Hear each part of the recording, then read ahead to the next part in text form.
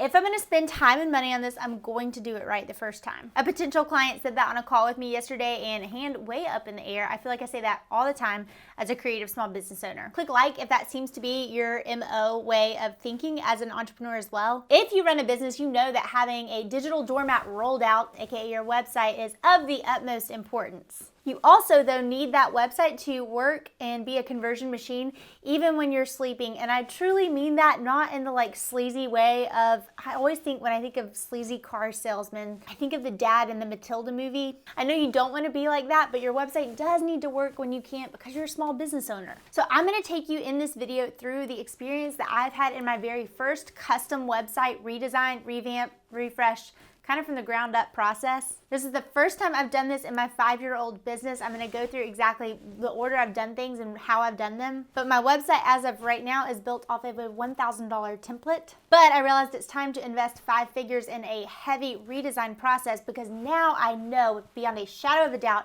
that this is gonna help us make more money. So I'm not gonna rehash like every single step of this that we took. Instead, I wanna equip you with the 4 things that I've learned throughout this process that are really gonna increase the ROI of such a hefty investment of time and money. Click like if you're ready to go behind the scenes a little bit and hear about this. By the way, this is part 3 of a 3-part series where I'm focusing and zooming in more on website copy and design. I want you to be able to understand if, how, when, and why you need to update your website. So you can check out those other 2 videos as well if you're interested. Click that subscribe button to get in on these weekly copywriting tips. And by the way, if we haven't met yet, my name's Ashlyn Carter, and I've helped thousands of creators and creative entrepreneurs like you make more money with their words as a conversion copywriter and brand and launch strategist. All right, let's dive into what I learned in this whole process. Numero uno, and probably the most important, we're getting much more clear on pricing and communicating our offers, but doing it in a way that helps the user be able to self-select what they may need. Okay, I've shared this before. If you're a student inside Copywriting for Creatives, you know that I've talked about this, but let me introduce you to usertesting.com. If you haven't before, I will link a video, and it's at this minute mark where you can understand how to conduct this on your own website. But essentially, you're getting strangers to look at your website and just vocalize their experience. And I've joked that you need either a bowl of candy or a glass of wine or something to get through listening to these people back, because it can kind of hurt so good. Listening to people's opinions about your website, and I did this very intensely before this website revamp. I invested in a whole lot more of these than I typically do for any of our client projects. It kind of feels like when you were in middle school and you read 17 Magazine's Trauma-Rama section. You just have to take a breath and take a minute. But my big takeaway from listening back to people is something that I say all the time, and I needed to take a dose of my own medicine. In a lot of places, I was being either too clever or just too communicative. I needed to just get very clear, crystal clear on what I do and how I do it and who it's for. One takeaway that was interesting that I did note that made me excited about our new website is how clear our top navigation is going to be, and it already helped. I saw with those user testings how clear it was, but this is something that I harp on a lot when we have clients and they've installed the copy that we have. I recently did it on a client project. We had our post-install call. I was helping her look at the design, how she'd moved all of our copy in, and one of the first things I said was that the main menu is entirely too cluttered. There's way too much going on. Streamline that. And I know it can be trendy or cool to have a lot going on above the fold, but just don't do it. If anything, that bottom footer navigation, using that to put a lot of the different links that you want to include, this can be your best friend. So leverage that. By the way, in next week's video, I'm talking and digging into the elements you need to have on your homepage. So click subscribe if you don't want to miss that, because some of this lends to that. Another takeaway that I learned from this is that we're absolutely keeping what I dub a services splash page. So having a work with me page that people click on, and then they can see more of like a menu of different options. That enables me to speak specifically to people where they are, because the person that needs the $750 offer is very different from the person that's investing a $10,000. This is why for a lot of service providers and creatives, it may be worth having a long form services page for your offer if it is high value and super expensive, and being able to break them up depending on the offer and the audience. Because by speaking to that specific person who's a fit for that high-end offer, you're able to talk more to their problems and their desires than if you're lumping all of your packages on one page. Your takeaway here in this tip is to absolutely show your prices. In last week's video, I talked through this and why I am such a believer in it and gave some ideas as well about how you could maybe do it on your website. One more tip for you here, hit pause on this video after I'm finished talking, and I want you to open up your website, mobile, desktop, doesn't matter. Open up the menu or look at the top navigation and answer me this. Do the links mentioned add clarity or confusion to your ideal client or customer's journey? Basically, it's a fork in the road. We want to either lead towards a conversion or it's going to lead towards confusion, and I think you know what the answer should be. Okay, the second big takeaway that I had through this process is now that I know my offer ladder here after 5 years in business, I could really clean up what's been Frankensteined over time and just added to as the website has just grown and undulated. And this has helped me rework the number one thing that I want the user to do on each page of my website. Each page has got to start with the end in mind. This is why I think it is so very important to be able to understand and articulate your offers and your positioning on each thing before you sprinkle outsource magic fairy dust and send it over to a copywriter, because they're going to try to pull this out of you as well. You got to know it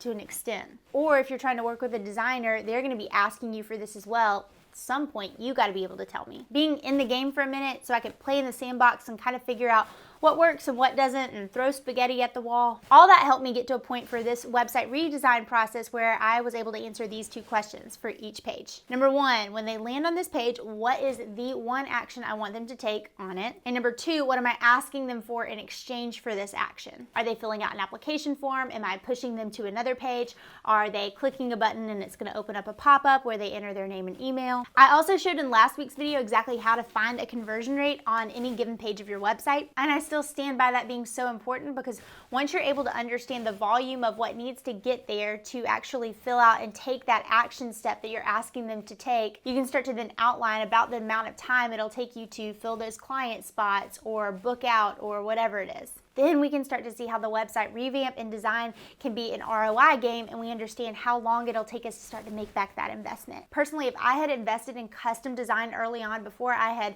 again, flung that spaghetti at the wall and started to figure out what my offers were, what the positioning of them was, it might have worked for a little while, but things were still such in flux that I needed to hack it along the way and get really good at the business side of things, the strategy of the business. I'm going to pause right here and give you 4 simple lightning round strategies. These are powerful ways to drastically increase your conversions. Number 1, say the target audience even if it's scary. Here's how we are doing this and how I'm saying it in a few messaging points on our new website. I've also done a video before about niching and why it is so very powerful as you're starting to build your business. I'll link that below, but you've got to be specific, because even by saying you work only with business owners, well, plumber or a medical sales business is very different from a fine artist, and all 3 of them would consider themselves small business owners. Again, watch that video to understand a little more about vertical and horizontal niching, but alluding to and saying the target audience even when it sounds scary in the copy is so powerful. Number 2, challenge yourself to write down that number 1 goal that you want people to take on the page of your website before you start drafting the copy. If you haven't downloaded my Google Docs website copy template starter, then do that. It's free, and there's a little section at the top of each page where I'm going to ask you for that, and it's very important. Number 3, add some videos to your landing pages. Those can increase conversions by even up to 86%. There's absolutely definite proof that video can be more engaging than just the plain text, the copy,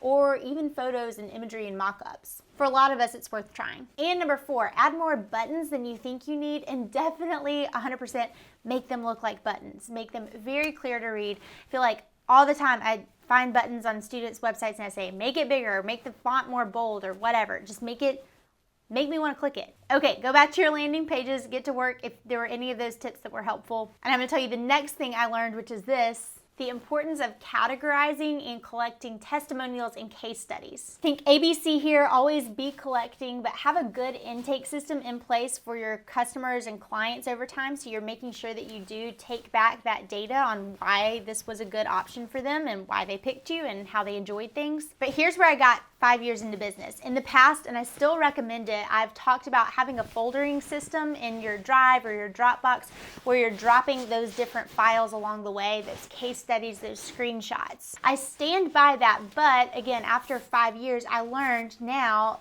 that I understand the objections that people have for the different offers that I have in my offer ladder. And yes, it's still worth harvesting these like crazy. Don't stop doing that. But what I did learn when I did a copywriting project for client Amy Porterfield, I got to see a little bit behind the scenes of her incredible testimonial build out. And my biggest takeaway from that was that I need to make sure that I'm categorizing and having an organized filing system for our testimonials, organized by either business type or level in business or objection that it overcomes, so on and so forth. And that was gold. So thanks, Amy, for that. I got to see that while I was researching, and I thought, I've never thought to do anything like this with my own testimonials. So now when I have a testimonial or a case study that we're collecting in my business, I'm also being wise to earmark and categorize it based on some different stipulations, again, that would help my business. How does this come into your website redesign? Well, it helps me know what testimonials I can put where on a sales page or an offer page, because I understand now what objections I'm trying to overcome. And the last big thing that I learned is I'm actually pretty glad I did things in the order I did over the years of my business. I did not put my time and my money early on in my business into custom website design. My first website was completely hacked on my own, but I was spending more time trying to figure out and solidify exactly what my service was, my copywriting service. Also had a calligraphy side of my business then, and I was working so much on productizing the service and making it something that I could do a set number of times during the year and how I could sell that. So I was focusing on the UVP, the USP, the onlyness factor of my business and those offers, messaging that and getting that out there and booking clients. Once those signature offers were developed, I then started to kind of play around and figure out what are some auxiliary offers that I can add in to flesh out and create an offer ladder that I want to work people up. And so at this point, all my website images were from trades that I did with photographers. I also used a lot of stock imagery from Etsy Stock Shop to build out my website at first as well. Then about a year into business, I finally purchased my first website template. That was from Tonic Site Shop. Again, it's been so good to me. It cost $1,000, and that was one of my first big website investments. Probably, yeah, the first big website investment. The next big investment that I put in my website was for brand photography and imagery, because I knew I had this template, but I couldn't just rely on stock images forever. I needed some with my face in them, some that were professionally done that had more of a cohesive library and look to them. That year I invested around $10,000 in brand imagery, and then the next year about $5,000 in brand imagery, more that had my face in it. I've done some videos on this that I'll link to, but I actually put my money there before I put my money into a custom website. And again, I'm glad I did that because I think it helped me. I was able to stretch those images and use them on social media and other assets, but I could take my template and stretch it a little longer because it looked more custom, because the imagery was all custom. Finally, with my offer ladder now in place, I know what my offers are. I know the messaging behind them. I have the imagery library. At this point, I was finally ready to go ahead and invest in a custom website. I hope these 4 things that I've walked through have been helpful. Now I truly understand, and I know without a shadow of a doubt that I'm going to make back the investment, the 5-figure investment that I'm spending on all of this, because I understand the conversion rates for the pages. I understand the offers. I understand the sales projections for each offer in a year. So there you have it. Those are my tips so you can understand how a website redesign or refresh or investment is going to be worth the ROI for you or not, and how it could be fruitful for you and your business. As I always say, I've made so many mistakes, and I'm always very happy to share them with you so you can learn from them along the way. But this, I learned definitely a few things, so I hope those help. And now that you know how to tell if your website refresh is going to be worth it and actually pay back with the ROI, but you may need that gut check on if this is going to be something that you need to invest in this quarter or even this year. Well, if that's you, I've got a video teed up for you next where I'm going to take you through 5 audit questions you can ask yourself to determine if this is something you should spend time or money on right now. You'll find that in this next YouTube video. Here's to working from a place of more rest, less hustle, and I'll see you in the next one.